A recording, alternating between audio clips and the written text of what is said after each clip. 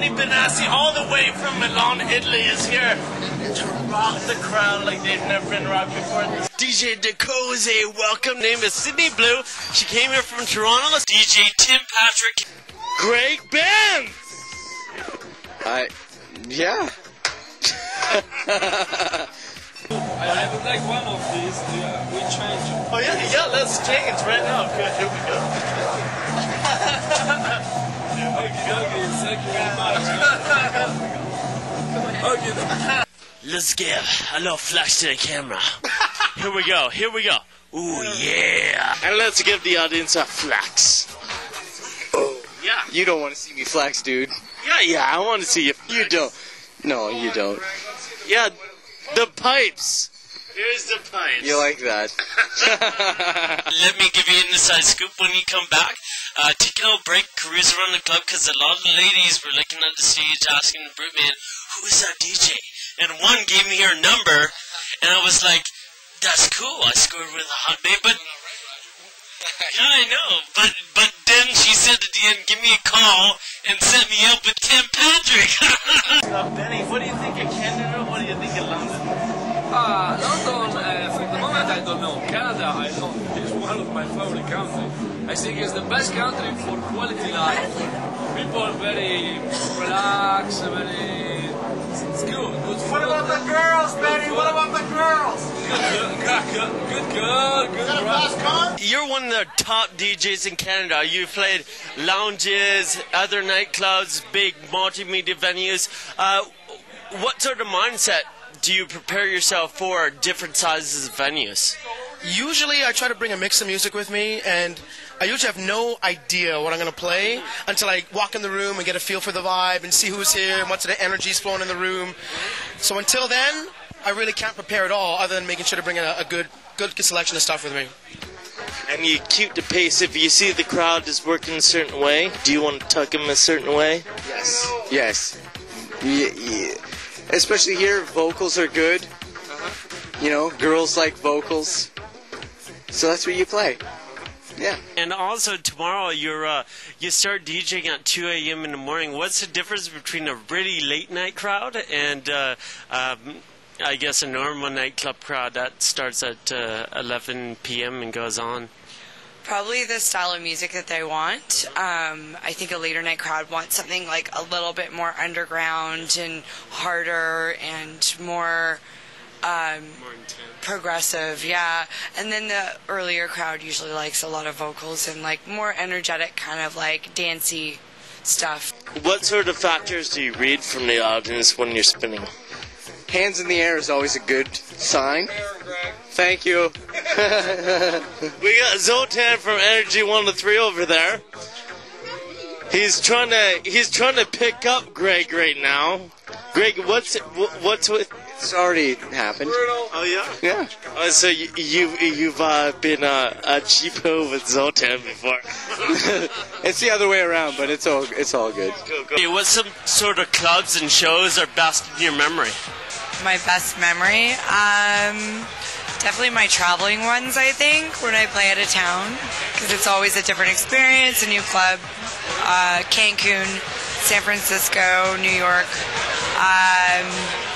My clubs in Toronto, too, a lot of them, the government, it's probably my favorite place to play. What city in the world have you enjoyed spinning in the most? I just got back from Poland, and that was that was great. That was really good. Oh, yeah? Yeah. Okay, so European scene. Can you explain it to me? It's different than here. More energetic, more understanding about the music. They know every record you're gonna play, but it's different. What's your favorite club that you've ever DJ'd throughout the continent, the country, or the world? I guess it would probably have to be Basement in Belgrade. Yeah. Oh, nice, awesome. And was that a very large venue, or? Yeah, actually about the same size, but 1,000 people in the main room, and about the same size. But it was in a castle, inside of downtown Belgrade. How old were you when you first touched a turntable? When I first touched a turntable? Ooh, first touched a turntable 6. I blame my parents because over 3 Christmases, what they'd get me for Christmas, because they knew I loved records, they'd get me like, my very first one was when I was 6, it was like this Fisher-Price, my first record player sort of thing. It had like, cartoon figures all over it, and I was the happiest guy ever. That day, the first year was Sunday, and we had to go to church, and unfortunately, the whole time I'm at church, I'm just thinking, oh, I can't wait to get home, and then play with the record player. And it was a terrible little piece of crap. It made all my records destroyed. It had this needle that would just dig right into the record, but I loved it because it was wicked. Did you start producing or DJing? Yes. No, first I'm a DJ. Oh, yeah. 20 years DJ. And after I feel doing the work in production. I think it's the right street for DJs before DJ and after production. Awesome. I think this is, for me, it's the best. You mentioned that you've been DJing since the late 80s. Is there any changes in your style that you've made it throughout a whole lot? Oh yeah, it's a pretty fluid thing as far as the music goes. It's always changing.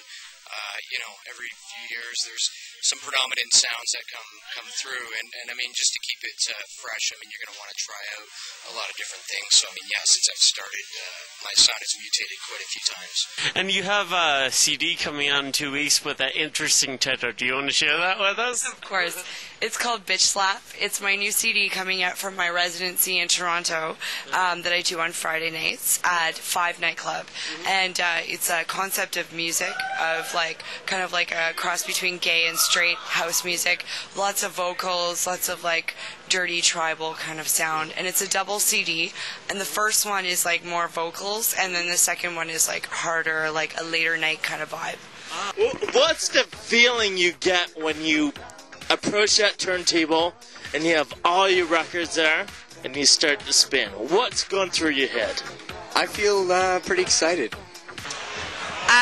It's a pretty crazy schedule, and you gotta adapt to it, and it's a lot of work. You gotta really promote yourself, and if you don't, it could be it's kind of like a starving artist job. You work as much as you make yourself work, I guess, and so it's a lot of work. Yeah, what are some of the DJs out there that you look up to? There's a lot. Sasha, Digweed, Matthew Decay, Marcus Schultz. It's endless. My favorite childhood character is Super Grover. There's Grover on Sesame Street. Hey, that was mine too. There's Super Grover. He'd have his cape with a big ass. Wow, Super Grover! He'd kick ass. Always going off. Always going off and always having a good time. And for my 28th birthday, my good friend Erin, she got me this Super Grover shirt, and I just the happiest guy ever once again. Wicked. Yeah, Super Grover could plow into a building and still get up. Crashing into boxes and shit, and just having a wicked time. Awesome, and it's going to be a great party tonight, Sydney. Let's blow a kiss at the camera. The lights, the camera, the action, the cages, the podium. Haha! It's a nightclub on fire. Good night.